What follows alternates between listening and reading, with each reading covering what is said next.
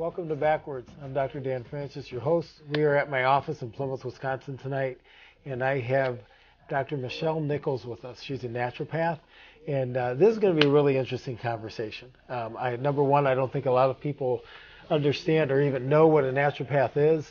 I do, partially because I'm in the chiropractic field, but partially because I have a sister who is one.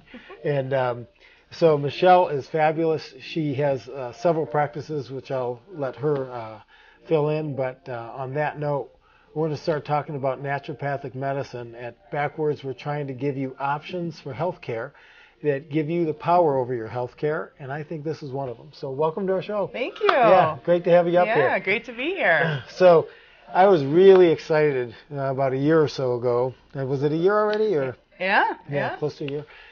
When I found out you were coming up to Sheboygan. Yeah. It's just for a day, but boy, that day is fabulous. Yeah, at least for us. It's been, it's interesting because there's a lot of people that are open to this type of medicine, in this community. Yeah. So it was kind of a no-brainer to, come up here. Well, it's sweet because I know you've got a couple locations in the Milwaukee area. Right. And that's great, but it's a little far of a drive. It is. But, these people are open up in Sheboygan County to a lot of alternative care. Right. But sometimes they don't want to go into the fray of Milwaukee, so it's nice to have you up in Sheboygan. Well, and I think, there's not a lot of, doctors like me in Wisconsin. So, when you're needed, you kind of have to go where the demand is. So let's talk a little bit about your background.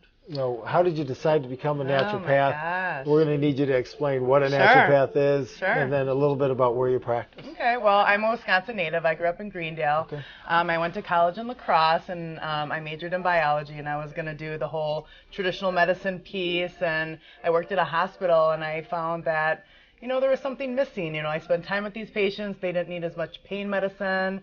So then I was looking for some alternatives. Well, the only alternative that was available to me was chiropractic. Yeah. So I was ready to go to chiropractic school, Palmer, do all of that. 3 months before I decided to go, my brother, who is also a naturopathic doctor in really? Hawaii. Yep. In Hawaii? Yeah, he's in Hawaii. He found He's out the about wiser of the two. Yeah, I know. He found out about naturopathic medicine, and it was like everything that I was looking for in regards to becoming a doctor. Yeah. We do learn chiropractic. We're kind of like a trick of all trades. So the different medical schools that are available, I went to the one in Arizona, being from Wisconsin, why not? Yeah. So, naturopathic medicine, the core curriculum is the same as a traditionally trained doctor. So we learn all, the anatomy, physiology, all the medicines, minor surgery, but then we learn a lot about nutrition and homeopathy and IV vitamins and natural childbirth and really looking at what is the root cause of a disease versus treating the end result of the disease. In that education, I know we mimic that too. That first part of your education is giving you that solid base and human function, anatomy, all of that. And then the split off becomes when you look at the treatment modalities, and the evaluation modalities to a degree. Right. So we're trained to do, traditional, diagnostic labs, but then we also do a lot of non-traditional labs. So we do a lot of saliva testing, urinalysis to look at neurotransmitters. We will look at, but we'll look at, we order MRIs or we order CT scans or we order X-rays depending on what we're looking for, and able, to really make a diagnosis and really look at what's going on with the person. Yeah. So the school in Arizona, was that strictly naturopathic? Yep, it was a naturopathic medical school. Okay. So, we were trained also in acupuncture. Okay. I also am a licensed acupuncturist in Wisconsin, an acupuncturist. But yeah, it's just traditional, or it's just naturopathic medicine. Do you use a lot of acupuncture, or do you? I don't. And actually, I think it's because I'm at so many different locations that I don't really have the capabilities to do that. So I just find good acupuncturists, like Sarah Schwartz or Atkinson that's here. And so, I'll just refer patients. I found that too, because chiropractors are allowed to do acupuncture also in the state if you do the necessary education. Right. And I look at that and say, boy, why would I want to be so at something when I've got someone who's really good right down the street? Right.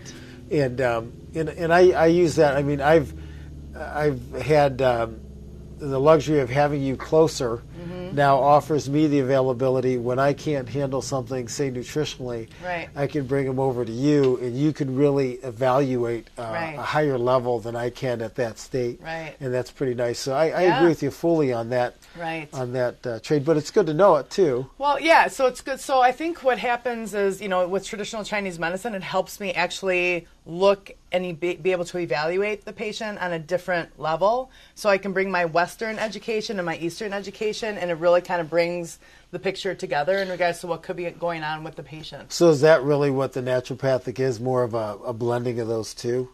Or is it tend to lean more Eastern? No, I would say, it really comes back down to physiology and biochemistry. I mean, the bare bones of how the body works. Yeah. That's really where it comes down to, because whatever modality you choose, whether it's chiropractic, acupuncture, homeopathy, nutrition, you're still focusing on what is going on in the body and how you can use those modalities to assist in the patient getting well. Yeah. So. And not just hiding the symptoms, no, but getting well. Getting well, right. That's really the main focus. So for me, I don't need to do a lot of acupuncture because I get people well other ways. Yeah. It's a good adjunct therapy, and if I really feel somebody needs acupuncture, like I said, I'll refer them. Yeah. But from a diagnostic standpoint, it helps to have that, Eastern medicine background. So how is your office set up? How's it run? You've got multiple people working with you.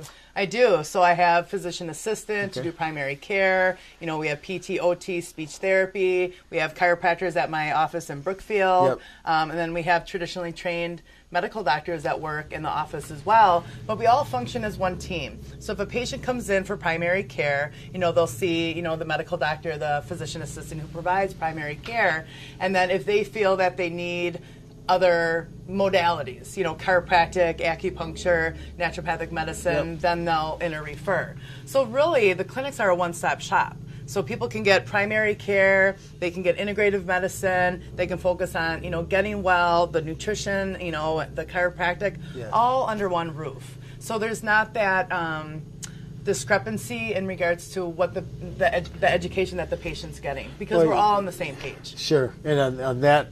And that environment, it's sort of nice because the communication between the physicians. It's so great. Because you guys really aren't seeing your run-of-the-mill patient for the most part, are you? No. I mean, you are seeing a lot of people where everyone else has gone, I don't know what else to do. I tell patients I'm the last resort doctor. Yeah. But it's true. I mean, they come and they have about 10 different complaints. They've seen a multitude of doctors, been to Mayo Clinic. Ologist, this ologist, that really. ologist. But I think, it's because their primary care funnels them to these specialists, but nobody's looking at taking care of them.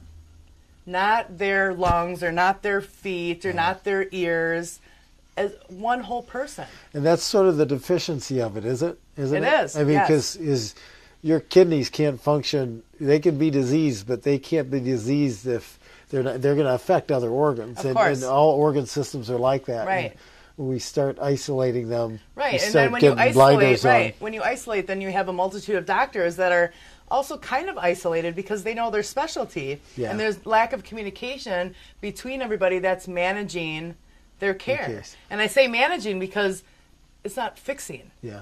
It's so managing. That's the nice part. When you're all together, right, you can really work as a more congruent team. Right. And bringing the patient into that too. I mean, our job as doctors is really to educate. Well, that's what physician means. Right, exactly. Physician, I mean, that's what physician means. Right. Is to teach. Right. Is teacher. So, you educate your patient to understand what's going on in their body. And they might do research on the internet, which I'm totally fine with, because now we can have an educated conversation in regards to what they want to do about their health. I would say that, I shouldn't say I would say, but would you say that most of the people who see you are probably a little more educated as far as their health than the average Joe on the street? Yes, and that's because they have nobody to turn to. So because they're not getting results from their doctor. They can't really rely on what the doctor is telling them. So then they go to the internet.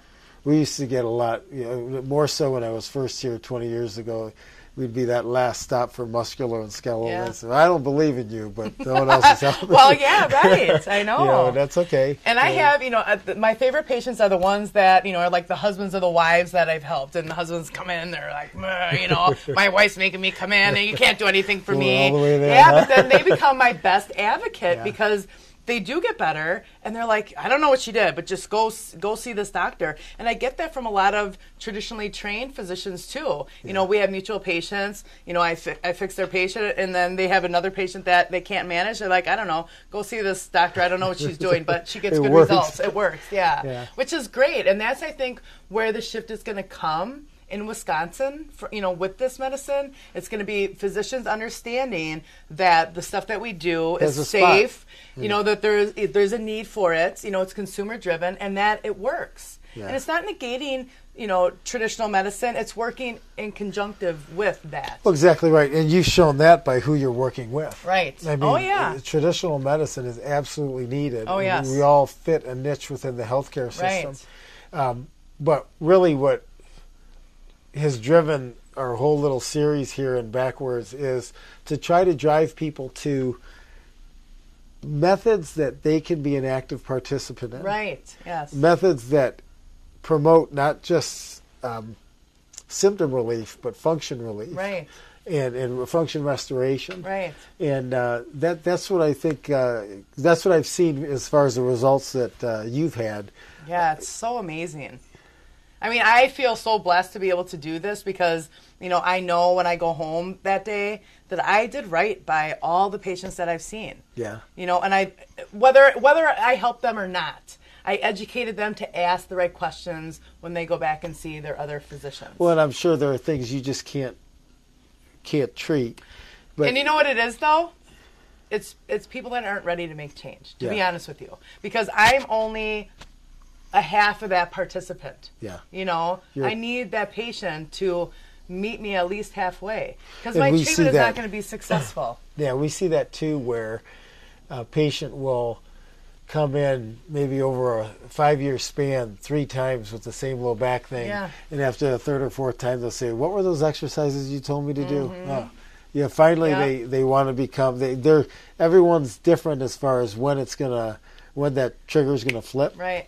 But once they're an active participant, their health usually responds accordingly. Right. And, I mean, you have to meet people where they're at. Yeah. Like if a patient comes in, they're a smoker, I mean, everybody knows that it's not good. So I'm not going to be there and, pound on them. So you get people to feel better, and then they make the choice around the way that, maybe I'm not going to smoke, or I'm going to try to quit. So what we're going to do is we're going to take a short break. When we come back, we're going to talk more about what naturopathic uses as modalities and what types of things Dr. Nichols treats.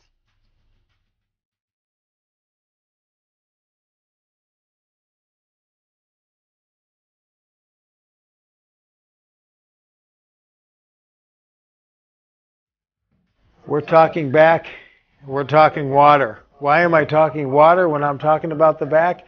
Because your discs are made of 70% water. And if you aren't getting proper hydration, then your back is going to become degenerated. And the discs are going to thin.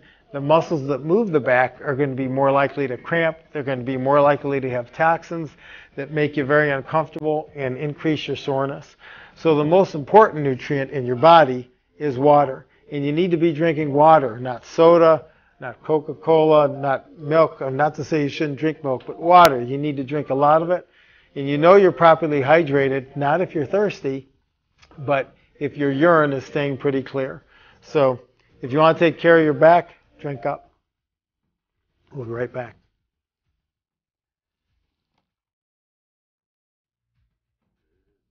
Welcome back. We're here with Dr. Michelle Nichols, naturopath. And now what we're going to do is we're going to chat a little more. It's a great conversation. We're going to talk about what types of things are you getting referred to you, and what types of people are walking in your door, and the things that you're allowed to treat, can't treat. Right. Give us the spiel. Well, I think, a lot of people, again, come in when when traditional medicine has failed in a sense, or they're not getting the results that they want to see. So essentially what we do is we do an initial evaluation, whether that's looking at, lab work that they've already had done, maybe ordering different things, looking at saliva testing for hormones, adrenal function. So you do a lot with hormones. Yeah, I do a lot with hormones. I do a lot with adrenal function because ultimately what causes disease is really stress. Mm-hmm. So really looking at how you can decrease the stressful burden on the body. And then really looking at the results and then developing a treatment plan to take care of those imbalances. I mean, it's really not rocket science. If you do the appropriate testing and you know how to balance things out, the body responds. It's very resilient. Even just for instance, I had a patient, I think it was maybe like 5 years ago. She had bilateral hip dysplasia when she was born. So, the head of the femur wasn't fully right within the hip. And she had a multitude of surgeries, and it still wasn't growing. She was significantly vitamin D deficient, and nobody ever looked at that. We gave her high-dose vitamin D, and everything has been fine. Itself. Just something like that. Or I see a lot of kids that have growing pains. No, they don't have rickets, and their vitamin D might be within that normal range, but that doesn't mean that what that child's vitamin D level is appropriate for that person. And don't you see that a lot? I mean, I see that a lot where we've got a range. Right. It's just arbitrary numbers between 4 and 10. A person's at 5. They're in the normal range, but their normal may be a 9. Exactly. They may have dropped almost 100% compared to other people. Right. And then you get function Of course. loss. And then these parents are beside themselves because their kids are having pain and they're doing whatever they can for their child, and we give them vitamin D and it goes away. Yeah. So it's not rocket science, and I think we really have to, and I don't want to say dumb it down, but we kind of do. We have to take a step back and say, well, how is the body functioning? What are we looking at here? And doing the appropriate testing to see where the deficiency is. I mean, restless leg syndrome, a lot of people have that. A lot of times it's an elevation of cortisol at night when cortisol should be low. They're wired. Right? They're wired. They're tired, A lot of times it's iron deficiency, but they're not looking at the ferritin level. That's really looking at where iron, what the stores are. Yep. B12 deficiency. A lot of people are, have heartburn and indigestion. They're taking proton pump inhibitors, H2 blockers, Tums, all that stuff. Well, they're going to be B12 deficient. Yeah, this is if you've watched a couple of these shows here, what you'll notice is we talk about diet a lot. Mm-hmm. And everything you've talked about, boy, anyone who's eating a refined diet, they could fall into every one of these categories. Right.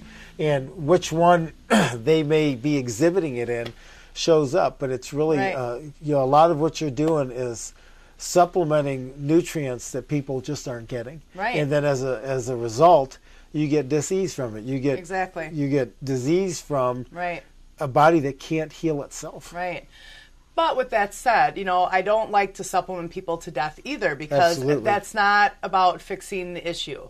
So a lot of times, people have an appropriate GI, their gut is not where it needs to be from a functionality standpoint. They're constipated, they have IBS, whatever you want to label it as.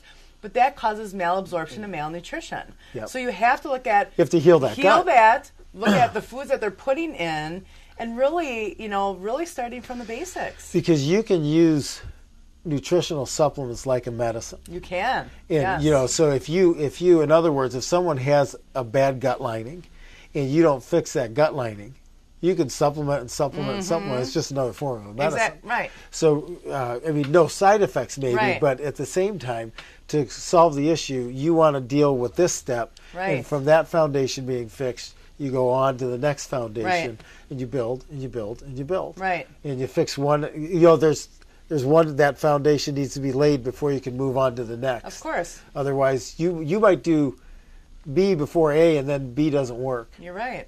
That's true. I have people come in with bags of supplements that, they got at a health food store, the clerk recommended stuff, which I think is a huge disadvantage. Yeah. But with that said, they're coming in with all this stuff, and they have GI problems, and they're wasting their money. Yeah, they're not even peeing them out, they're pooping them out. Well, right. So, it's about using the minimal amount of things to cause the biggest result in regards to patients feeling better. I mean, when we do the appropriate testing and, we start treatment, patients feel better within a week. Yeah. And this is when So it's not something that you're 6 months and I've been taking these supplements and, I think I feel a hair, but it's very discernible. And you can follow up with lab tests. Right. So then we can look at things to show the patient, you're feeling great. Awesome, but look at what your labs look like. Yeah. So it's great because the patient feels like this, this commitment, because I am doing a good job and I'm feeling better. So it's so great, to really compare things, from, initially to, 3 months, 6 months down the road, and then really look at getting people off of their stuff. And you used to work for a supplement company. Yep, I used to work for Standard Process. They're located in Palmyra, Wisconsin. Gosh, they've been around for, I think, 95 years. Yeah, a long time. And they are fabulous. I mean, they're family owned and they're so employee oriented. And yeah, it was great. So I helped to develop their corporate wellness program and I took care of their employees. And, I love their supplements because they're food based. So a lot of times people are taking, supplements from, other health food stores and they're single chemical isolates. Now, those can be utilized as a drug to give a patient a pharmacologic effect. So I'll use those for that reason. But, from a multivitamin standpoint, fish oil and stuff that's like your core nutrition, it needs to be food-based because that's what our body knows in regards to how to get our vitamins. Yeah, I love that company. Yeah. They're when a patient comes in and says, I get nauseous when I take my vitamin. I know. That's not right. Right, exactly. But there's a difference because in this country we're very much dosage. Oh, I know. More is better. Right. And a proper supplement, potency and dosage don't equate. No. A potent vitamin is something that's complete, not necessarily mega dose. Right, and what happens is people don't understand that your body has to detox those megadose vitamins as if it's a drug. So you're taxing the kidneys, you're taxing the liver, and a lot of these people are already on medications. So that stresses it even more. Yeah, it stresses things out even more. So when it comes down to the bare nutrition on what people need, because our food is depleted, even if you eat organic, that's just how it is. You really have to look at using whole food, and you really have to look at using food as medicine. That's foundation. Yep. So yeah, I use their supplements. I really like, it's a nice base. It is. It really is. So now you have 3 different office locations. Yes. Do you see in certain locations more types of one disease here versus there? Is there trends in communities? I do see, a lot of cancer in this area. I've had a multitude of patients with cervical cancer. And, they've gone through traditional, chemotherapy and, radiation and, have had some side effects. So we can definitely work around that and work with that. So it's not like you have to make a choice. And we do see a lot of autism up in this area. There's a lot of autism up here. And I mean, we see that rise anyways. But yeah, I do see a lot more of that up here. So what do you do for that? Well, I mean, obviously look at what could be the potential cause. So a lot of this actually happens in utero. A lot of it is because of, so is it dietary toxicity. in utero or more toxicity? I think both. We see a higher incidence of autism in males, and that's because of maternal testosterone. Maternal testosterone actually decreases glutathione. This is your body's major antioxidant and detoxifier. So it puts toxic burden on baby. When women are pregnant, they dump toxins to baby. Baby becomes like the toxic dump. Through the placental. Right, and that's because we're trying to kind of kill off the baby. It's like survival of the fittest. So we already have toxic burden on us as it is, but then it's even increased in utero. So it really causes neurological problems in these kids. And then when we don't identify, these babies not meeting their milestones, those are all signs that there's a neurological issue. So we really have to focus on prevention. We have to focus on nipping these in the bud. So a child you almost have to hit the woman. It's great to see a person before she gets pregnant. Almost. When I see, I do a lot with infertility, but when I see these women, I treat them as if, I mean, everybody has the potential, I guess, right? Mm-hmm. To, have a child that might have, some special needs. My job is to decrease the burden as much as possible. It's not a guarantee. It's interesting that you talk about fertility, though, because my sister, who's a naturopath, and she's been a naturopath in Ohio, she studied at Bastyr, is that Yep. Seattle? Yep. And she had a practice in San Francisco, now New York. It's one of the main things she treats, is that women come in with infertility. And you know why? Issue. Stress. Yeah, big. Hands yeah. down. Yeah. Hands down. When you really look at the hormonal cascade, cholesterol's at the top, and it's kind of like that Plinko game, and then kind of goes down, and cortisol's at the bottom. The body's always going to shunt hormone to cortisol because the body needs to get you out of a fight or flight or stressful situation. Yeah. Procreation, in the body's mind, you can't die from that. Yeah. You can die from stress. And back in the day, it was, you were hunting for the tiger or the bear, and so either you ate the bear or you got eaten. So, that's the stress. Yeah. Now it's like the tiger's like hiding behind little poles. Cell phone. Right. Cell phone. So I'm telling you, that is it. So it's easy. It's easy to treat. It's harder to treat the person as far as teaching them how to not let stress ramp up in their body and how to unplug their phone and get away and not answer this text or that call or this fax right away, because that really drives it. The modern conveniences that connect us to the world sort of disconnect us from our moment. Right. And it creates a mess, doesn't it? I am really trying to develop my pill to take away stress. Because then I could go buy my island and go there by myself, and I would have no stress. Good luck with that. I know. Yeah, good luck I with know. that. But I mean, it's true. But how can we? We can't get rid of stress. We have to just help the body deal with it better. Yeah, learn how to modulate it. Right. Right. Which, eating right. Yes. Exercising. Yes. Keeping good spirituality. Although that whole triumvirate has a lot to do with it. I definitely agree. I'm a Libra, so you got to live balanced. Yeah. Right. Yeah. That's true. Well, I tell you, you have been so helpful. It's great. I love having other practitioners that when I get to a point where I'm not able to help someone, that I can confidently refer. And you've been a blessing to have in this area. Thank you. Glad you're here. It's a lot shorter trip for the patients. Yeah, I know. And she delivers results. She's great. Naturopathic medicine really offers a wonderful source of healing benefit and education to you. Right. And really encourage you to look at that as an avenue if traditional things aren't working for you, or even first, to tell you the truth. And thank you so much for being here. Thank you. Love having you here. And until next time, we've got your back. Awesome.